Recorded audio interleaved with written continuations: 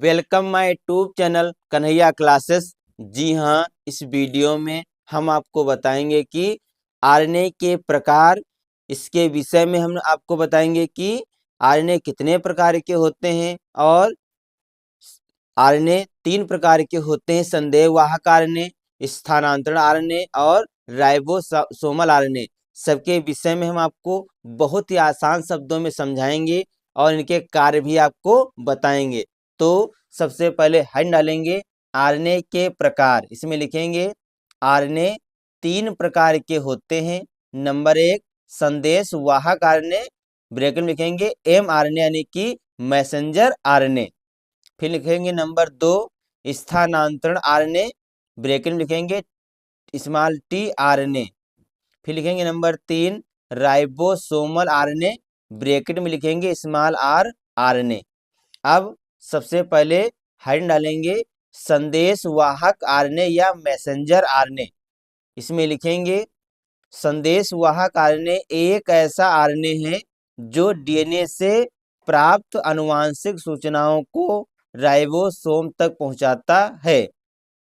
यानी कि जो मैसेंजर आरएनए है, ये एक ऐसा आरएनए होता है जो डीएनए से प्राप्त आनुवांशिक सूचनाओं को राइबोसोम तक पहुंचाता है, जहां प्रोटीन का निर्माण होता है। कोशिका द्रव में पाए जाने वाले कुल आरएनए का 3 से 5% भाग संदेश वाहक आरएनए होता है। यानी कि जो कोशिका द्रव में आरएनए पाया जाता है, इसमें से कह सकते हैं लगभग 3 से 5% भाग संदेश वाहक आरएनए होता है। केंद्रक के अंदर इसका निर्माण डीएनए से होता है। अब अगले हम डालेंगे कार्य, यानी कि संदेश वाहक आरएनए के कार्य। तो इसमें लिखेंगे संदेश वाहक आरएनए अणु केंद्रक से बाहर कोशिका द्रव में आ जाता है। यानी कि जो संदेश वाहक आरएनए होता है वो केंद्रक से बाहर कोशिका द्रव में आ जाता है। यहाँ यह केंद्रक से आदेश लेकर राइबोसोम पर विभिन्न प्रकार के प्रोटीन बनाता है। यह क्या करता है? केंद्रक से आदेश लेकर जो राइबोसोम होते हैं उस पर वो क्या करता है? विभिन्न प्रकार के प्रोटीन बनाता है। यह कार्य जो है मैसेंजर आरएनए करता है।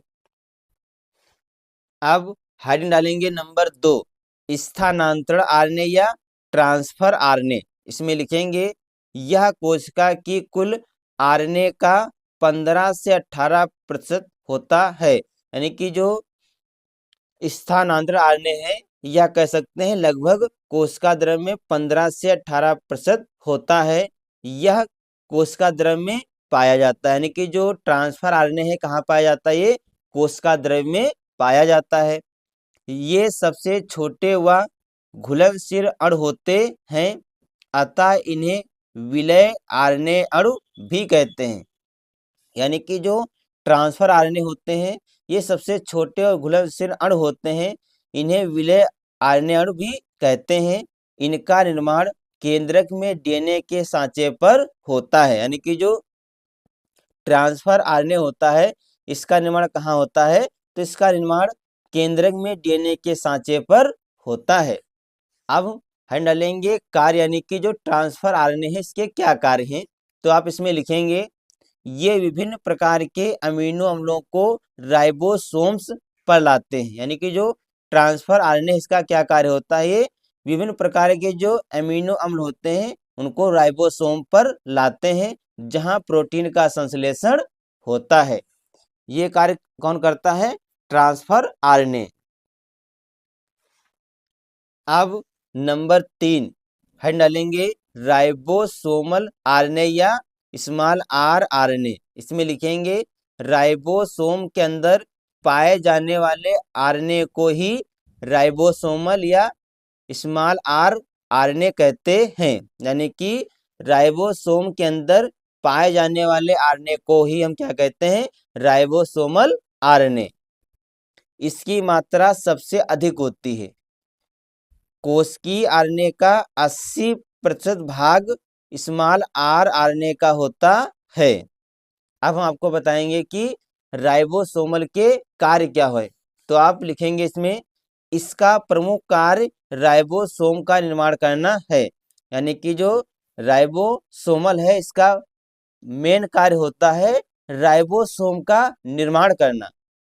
यह प्रोटीन संश्लेषण में सहायता करता है, यानी कि इसका प्रमुख कार्य होता है ये राइबोसोम का निर्माण करता है और साथ में क्या करता है, प्रोटीन संश्लेषण में भी सहायता करता है।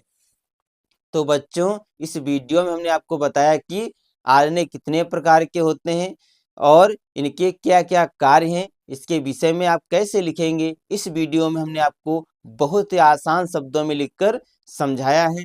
तो बच्चों आज के वीडियो में इतना ही, मिलते हैं अगले वीडियो में नए टॉपिक के साथ। तब तक के लिए जय हिंद, जय भारत।